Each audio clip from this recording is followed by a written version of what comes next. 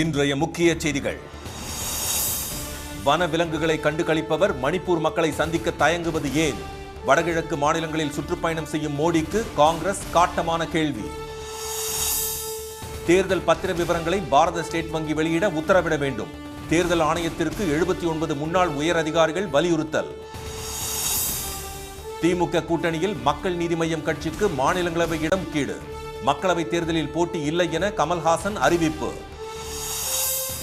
தினம்தோறும் புதிய உச்சம் தொடும் தங்கம் விலை சவரன் 50,000 ரூபாயை நெருங்கியது.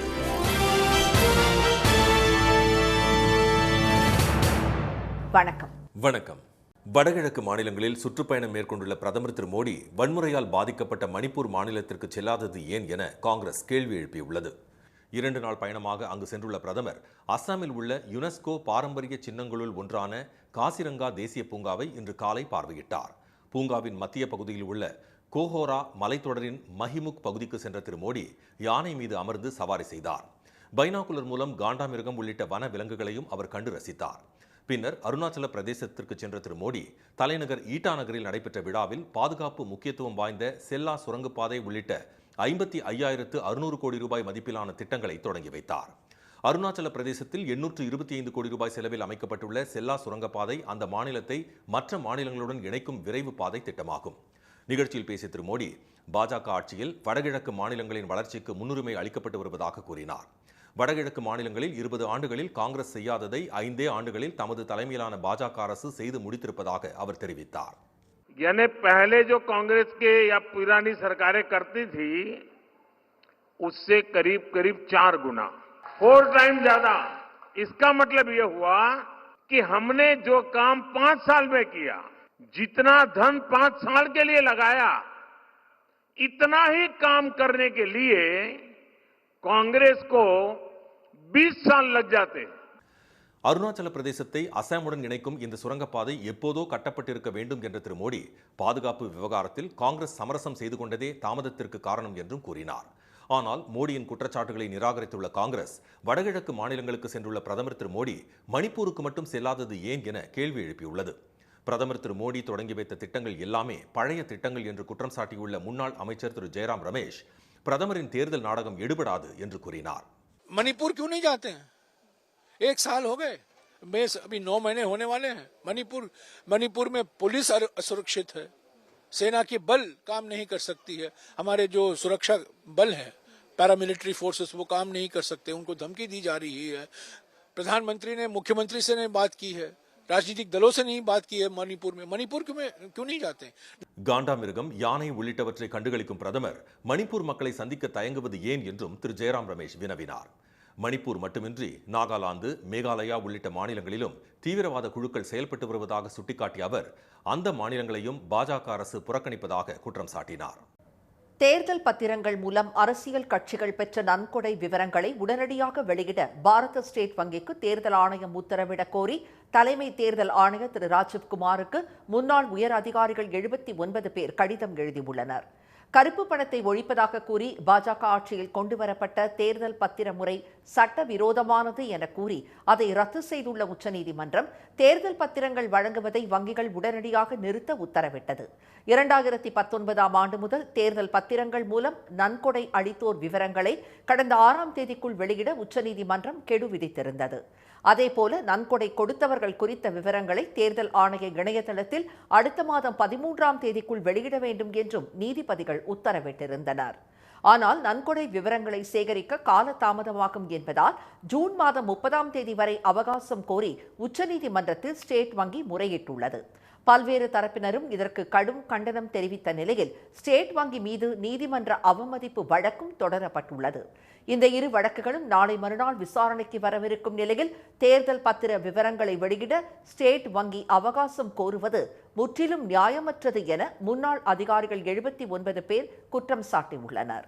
இது தொடர்பாக தலைமை தேர்தல் ஆணையருக்கு கூட்டாக கடிதம் எழுதியிருக்கும் அவர்கள் இந்த டிஜிட்டல் யுகத்தில் ஸ்டேட் வங்கி போன்ற ஒரு மெகா நிறுவனம் சாக்கு போக்கு கூறுவதை ஏற்கக்கூடாது என்று வலியுறுத்தியுள்ளனர். அவகாசம் கோர அந்த வங்கி 17 நாட்கள் எடுத்துக்கொண்டிருப்பது அலட்சியத்தின் உச்சம் என்று முன்னாள் அதிகாரிகள் கண்டனம் தெரிவித்துள்ளனர்.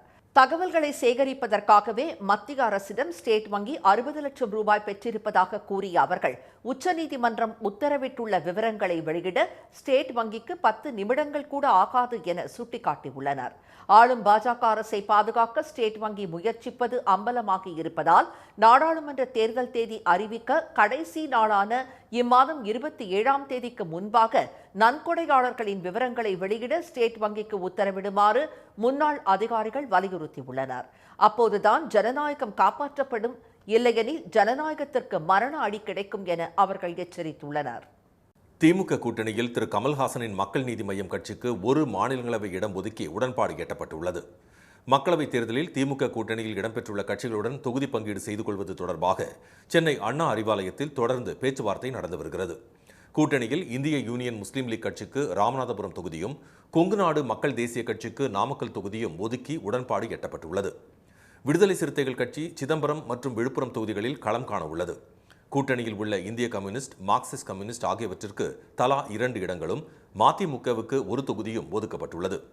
அவை போட்டியிடும் தொகுதிகள் குறித்து பின்னர் முடிவு செய்யப்பட உள்ளது. இந்நிலையில் திமுக தலைவர் திரு மு.க. ஸ்டாலினை மக்கள் நீதி மய்யம் கட்சியின் தலைவர் திரு கமல்ஹாசன் இன்று சந்தித்து பேசினார். அப்போது மக்கள் நீதி மய்யம் கட்சிக்கு 2025ஆம் ஆண்டு நடைபெறும் மாநிலங்களவை தேர்தலில் ஒரு இடம் ஒதுக்கீடு செய்வதென முடிவு செய்யப்பட்டு ஒப்பந்தம் கையெழுத்தானது. பின்னர் செய்தியாளர்களிடம் பேசிய திரு கமல்ஹாசன் தாம் தேர்தலில் போட்டியிடாமல் திமுக கூட்டணியை ஆதரித்து பிரச்சாரம் செய்யவிருப்பதாக கூறினார். இது பதவிக்கான விஷயம் அல்ல, நாட்டுக்கான விஷயம் என்றார் அவர். இந்த தேர்தலில் நான் போட்டியிடுவதாக இல்லை, என் கட்சியும் எப்படித்தான். ஆனால் இந்த கூட்டணிக்கு எங்களுடைய எல்லா ஒத்துழைப்பும் இருக்கும். இது பதவிக்கான விஷயமே அல்ல, நாட்டுக்கான விஷயம் என்பதனால் நான் எங்கு கை குலுக்க வேண்டுமோ அங்கு கை குலுக்கி இருக்கிறேன். இதனிடையே திமுக கூட்டணியில் காங்கிரசுடன் இன்று மாலை உடன்பாடு எட்டப்படும் என எதிர்பார்க்கப்படுகிறது. இதற்காக சென்னை வரும் காங்கிரஸ் மூத்த தலைவர்கள் திரு கே.சி. வேணுகோபால், திரு முகுல் வாஸ்னிக் ஆகியோர் முன்னிலையில் திமுக தலைவர் திரு மு.க. ஸ்டாலின், தமிழ்நாடு காங்கிரஸ் கமிட்டி தலைவர் திரு செல்வ பெருந்தகை இடையே தொகுதி பங்கீடு ஒப்பந்தம் கையெழுத்தாகும் என செய்திகள் வெளியாகியுள்ளன. சென்னையில் கடந்த சில நாட்களாக தொடர்ந்து புதிய உச்சத்தை எட்டி வரும் ஆபரண தங்கத்தின் விலை சவரன் 50,000-ஐ நெருங்கியுள்ளது. அமெரிக்காவில் ஏற்பட்டுள்ள பொருளாதார மந்த நிலையால் வட்டி விகிதம் மேலும் குறைக்கப்படும் என்ற எதிர்பார்ப்பு, இஸ்ரேல், ஹமாஸ் மற்றும் ரஷ்யா உக்ரைன் போர் உள்ளிட்ட காரணங்களால் உலக பொருளாதாரத்தில் நிச்சயமற்ற தன்மை ஏற்பட்டுள்ளது. இதன் காரணமாக உலக நாடுகள் அமெரிக்க டாலர் கையிருப்பை குறைத்து வருகின்றன.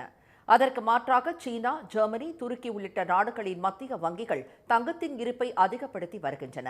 இது தங்கத்தின் தேவையை அதிகரித்திருப்பதால் சர்வதேச சந்தையில் தங்கம் விலை அதீத ஏற்றத்தை கண்டு வருகிறது. இதன் எதிரொலியாக இந்த வாரம் முழுவதும் இந்தியாவில் தங்கம் விலை ஒவ்வொரு நாளும் புது உச்சத்தை தொட்டு வருகிறது. சென்னையில் இம்மாதம் 4ஆம் தேதி 47,440 ரூபாயாக இருந்த ஆபரண தங்கத்தின் விலை அடுத்த நாளே 48,000-ஐ தாண்டியது.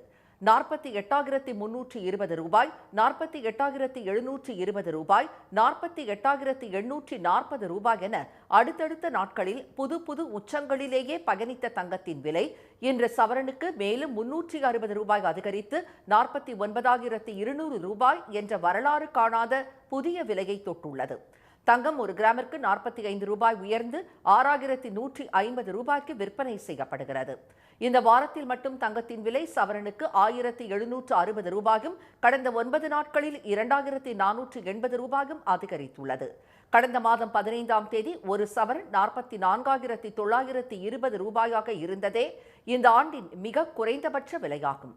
தங்கத்தின் விலை உயர்விற்கு ஏற்ப வெள்ளியின் விலையும் உயர்ந்து வருகிறது. வெள்ளி விலை கிராமிற்கு 20 காசுகள் அதிகரித்து 79 ரூபாய் 20 காசுகளுக்கு விற்பனை செய்யப்படுகிறது. மதுரையைச் சேர்ந்த பத்மஸ்ரீ திருமதி சின்னப்பிள்ளைக்கு கலைஞர் கனவு இல்லம் திட்டத்தின் கீழ் உடனடியாக வீடு வழங்க முதலமைச்சர் திரு மு.க. ஸ்டாலின் உத்தரவிட்டுள்ளார். சுய உதவி குழுக்கள் மூலம் மகளிர் முன்னேற்றத்திற்கு பாடுபட்டு வரும் அவருக்கு 2000ஆம் ஆண்டு அப்போதைய பிரதமர் வாஜ்பேயி ஸ்திரீ சக்தி புரஸ்கார் விருது வழங்கினார். அப்போது திருமதி சின்னப்பிள்ளையின் காலில் விழுந்து வாஜ்பேயி வணங்கி ஆசி பெற்றதால் அவர் நாடு முழுவதும் அறியப்பட்டார். இந்நிலையில் பிரதமர் வீடு வழங்கும் திட்டத்தில் தமக்கு வீடு வழங்கப்படும் என்று சொல்லப்பட்டும் இதுவரை வழங்கப்படவில்லை என திருமதி சின்னப்பிள்ளை வேதனையுடன் தெரிவித்திருந்தார். இதை அறிந்த முதலமைச்சர் அவருக்கு புதிதாக வீடு வழங்க நடவடிக்கை எடுக்கும்படி மாவட்ட ஆட்சியருக்கு உத்தரவிட்டார். அவர் உத்தரவிட்ட 1 மணி நேரத்தில் திருமதி சின்னப்பிள்ளைக்கு ஏற்கனவே அரசு சார்பில் வழங்கப்பட்ட 1 சென்ட் மனையுடன் கூடுதலாக 380 சதுர அடி நிலத்திற்கான பட்டாவை வட்டாட்சியர் வழங்கினார். கலைஞரின் கனவு இல்லம் திட்டத்தின் கீழ் திருமதி சின்னப்பிள்ளைக்கு பில்லுச்சேரி ஊராட்சி உட்பட திருவிழாப்பட்டியில் இந்த மாதமே வீடு கட்டும் பணி தொடங்கும் என அரசு செய்திக்குறிப்பில் தெரிவிக்கப்பட்டுள்ளது. சந்தோஷம். அந்த கலைஞர் ஷாலினிக்கு ரொம்ப சந்தோஷம் எனக்கு. அவர் வந்தது, அவங்க அப்பாவே என்னை அப்போ அவார்டு கொடுக்கலையே சம்மந்திருந்தார். கலைஞரை பொற்கிளி அவார்டு கொடுத்தாரு. மறுநாள் பாத்திமன் கொடுத்தாரு அவார்டு. அம்மாவா தத்தெடுத்திருக்கின்றது எல்லா போட்டோவும் இதில் இருக்குது. அதனால அவர்களுக்கு கோடி கோடி எனக்கு நன்றி. ஸ்டாலின் ஐயாவுக்கு, கலைஞர். சிறந்த சமூக சேவைக்காக 2019ஆம் ஆண்டு திருமதி சின்னப்பிள்ளைக்கு அப்போதைய குடியரசுத் தலைவர் திரு ராம்நாத் கோவிந்த் பத்மஸ்ரீ விருதை வழங்கினார். பல்வேறு விருதுகள் கிடைத்தும் சொந்த வீடின்றி இருந்த தனக்கு உடனடியாக வீட்டு மனைப்பட்டா வழங்கி வீடு கட்ட உத்தரவிட்டுள்ள முதலமைச்சருக்கு திருமதி சின்னப்பிள்ளை நன்றி தெரிவித்துக் கொண்டுள்ளார். இனி வருவது செய்தித் துளிகள். மக்களவைத் தேர்தலில் 3வது அணியை உருவாக்க எந்த முயற்சியிலும் ஈடுபடவில்லை என பகுஜன் சமாஜ் கட்சி தலைவர் செல்வி மாயாவதி தெரிவித்துள்ளார். தெலுங்கானா முன்னாள் முதலமைச்சர் திரு சந்திரசேகர ராவ் தலைமையிலான பாரதிய ராஷ்டிரிய சமிதியுடன் பகுஜன் சமாஜ் கூட்டணி அமைத்தது. இதையடுத்து தேசிய அளவில் 3வது அணி அமைப்பதற்கான முயற்சியில் செல்வி மாயாவதி ஈடுபட்டுள்ளதாக தகவல்கள் பரவிய நிலையில் இதனை அடியோடு மறுத்துள்ள அவர் நாடாளுமன்ற தேர்தலில் தனித்தே போட்டியிடப் போவதாக அறிவித்துள்ளார். அமலாக்கத்துறை அனுப்பும் ஒவ்வொரு சம்மனுக்கும் டெல்லியில் தாம் ஒரு பள்ளியை கட்டப்போவதாக டெல்லி முதலமைச்சர் திரு அரவிந்த் கெஜ்ரிவால் கூறியுள்ளார். சட்டப்பேரவையில் உரையாற்றிய அவர் தமக்கு 9வது சம்மன் வரப்போவதாக தகவல் கிடைத்துள்ளதாக தெரிவித்தார். 2014ஆம் ஆண்டு மத்தியில் ஆட்சிக்கு வந்ததிலிருந்து மக்களுக்கு பாஜக அரசு அழிவு மாடல் ஆட்சியைத்தான் வழங்கியிருப்பதாக திரு கெஜ்ரிவால் குறிப்பிட்டார். எதிர்க்கட்சிகளை ஒன்றன் பின் ஒன்றாக ஒழிப்பதும் இதில் அடங்கும் என்று அவர் கூறினார். கலைஞர் நூற்றாண்டை முன்னிட்டு கலைஞரின் தமிழ் ஆய்வு இருக்கை சார்பில் 100 நூல்களை முதலமைச்சர் திரு மு க ஸ்டாலின் வெளியிட்டார். சென்னை அண்ணா அறிவாலயத்தில் நடைபெற்ற விழாவில் நூல்களை எழுதிய எழுத்தாளர்கள் அனைவரும் கௌரவிக்கப்பட்டனர். உடன்பிறப்பே, கலைஞரின் மேடை தமிழ், கலைஞரும் வள்ளுவரும், கலைஞர் ஒரு கால கண்ணாடி, கவிதை வரலாற்றில் கலைஞர் உள்ளிட்ட பல்வேறு தலைப்புகளில் இந்த நூல்கள் எழுதப்பட்டுள்ளன. இந்த 100 நூல்களை எழுதியவர்களில் 62 பேர் பெண்கள் என்பது குறிப்பிடத்தக்கது. நிதி ஒதுக்கீடே செய்யாமல் சுமார் 6 லட்சம் கோடி ரூபாய் மதிப்பிலான திட்டங்களை பிரதமர் திரு நரேந்திர மோடி 14 நாட்களில் தொடங்கி வைத்துள்ளதாக முன்னாள் நிதியமைச்சர் திரு ப சிதம்பரம் குற்றம் சாட்டியுள்ளார். சென்னையில் இன்று செய்தியாளர்களை சந்தித்த அவர் ஐக்கிய முற்போக்கு கூட்டணி ஆட்சி காலத்தில் 1 கோடியாக இருந்த வேலையின்மை பாஜக ஆட்சியில் 4 கோடியாக அதிகரித்துள்ளதாக குற்றம் சாட்டினார். பட்ஜெட்டில் நிதி ஒதுக்கீடு செய்யாமல் தேர்தலுக்காக மட்டுமே பல்வேறு திட்டங்களை திரு மோடி அடுக்கடுக்காக அறிவிப்பதாகவும் திரு சிதம்பரம் சாடியுள்ளார். 5,90,000 கோடி ரூபாய் ஒரு வரி கூட கிடையாது பட்ஜெட்டில். முடிய போகிற பட்ஜெட்டில் ஒதுக்கியிருக்காங்களா இல்லை வரப்போகிற ஆண்டு பட்ஜெட்டில் ஒதுக்கியிருக்காங்களா எனக்கு தெரிஞ்ச வரைக்கும் இல்லை. ஆனால் இவர் 5,90,000 கோடி 14 நாளில் அறிவிச்சிருக்கிறார். இன்னும் அறிவிக்க போகிறாரு. அறிவித்து முடித்த பிறகு தான் தேர்தல் அறிவிப்பாங்க. அதனால் இந்த அறிவிப்பெல்லாம் இந்த மல்லிகைப்பூ காகிதப்பூ மாதிரி தான். சென்னை அப்பலோ மருத்துவமனையில் சேர்க்கப்பட்டிருந்த நடிகர் அஜித்குமார் சிகிச்சை முடிந்து இன்று அதிகாலையில் வீடு திரும்பினார். காதுக்கு கீழே மூளைக்கு செல்லக்கூடிய நரம்பில் இருந்த வீக்கத்திற்காக சிறிய அறுவை சிகிச்சை செய்து கொண்டு மருத்துவமனையில் ஓய்வில் இருந்த அவர் படப்பிடிப்பில் கலந்து கொள்ள அடுத்த வாரம் வெளிநாடு செல்ல உள்ளதாக தகவல் வெளியாகியுள்ளது. மலேசிய தமிழ் இலக்கிய காப்பகமும் தமிழ் பேராயமும் இணைந்து கவிப்பேரரசு திரு வைரமுத்துவுக்கு பெருந்தமிழ் விருதை வழங்கின. கோலாலம்பூரில் நடைபெற்ற விழாவில் பஞ்சபூதங்கள் பற்றி பேசும் மகா கவிதை நூலுக்காக அவருக்கு இந்த விருதுடன் 17.5 லட்சம் ரூபாய் வெகுமதியும் வழங்கப்பட்டது. உறுப்பினர் சேர்க்கையை தமிழக வெற்றிக் கழகத்தின் தலைவர் நடிகர் விஜய் அறிமுகப்படுத்திய 15 மணி நேரத்தில் 20 லட்சத்துக்கும் அதிகமானோர் கட்சியில் இணைந்துள்ளதாக அக்கட்சி நிர்வாகிகள் தெரிவித்துள்ளனர். பாலாற்றின் குறுக்கே ஆந்திரா, கர்நாடக மாநிலம் தடுப்பணை கட்டுவதை கண்டித்து பாலாற்று பாதுகாப்பு கூட்டு இயக்கம் சார்பில் காஞ்சிபுரத்தில் ஆர்ப்பாட்டம் நடைபெற்றது. இதில் தமிழக வாழ்வுரிமை கட்சி தலைவர் திரு வேல்முருகன் மற்றும் விவசாய சங்க நிர்வாகிகள் உள்ளிட்ட ஏராளமானோர் கலந்து கொண்டனர்.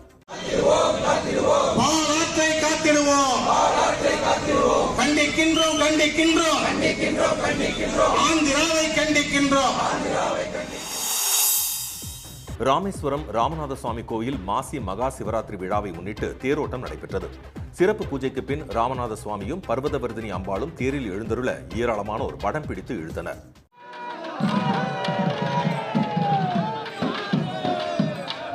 மீண்டும் இன்றைய முக்கிய செய்திகள்.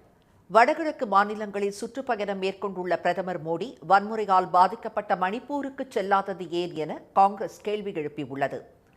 தேர்தல் பத்திர விவரங்களை பாரத ஸ்டேட் வங்கி வெளியிட உத்தரவிடக் கோரி தலைமை தேர்தல் ஆணையருக்கு முன்னாள் அதிகாரிகள் 79 பேர் கடிதம் எழுதியுள்ளனர். திமுக கூட்டணியில் கமல்ஹாசனின் மக்கள் நீதி மய்யம் கட்சிக்கு ஒரு மாநிலங்களவை இடமொதுக்கி உடன்பாடு எட்டப்பட்டுள்ளது. இத்துடன் இந்த செய்திகள் நிறைவடைந்தன. மீண்டும் சன் டிவியில் செய்திகள் காலை 7:30 மணிக்கு.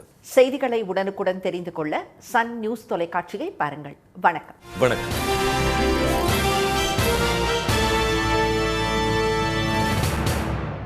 உடனுக்குடன் செய்திகளை தெரிந்து கொள்ள சன் நியூஸ் பெல் ஐகானை கிளிக் பண்ணுங்க.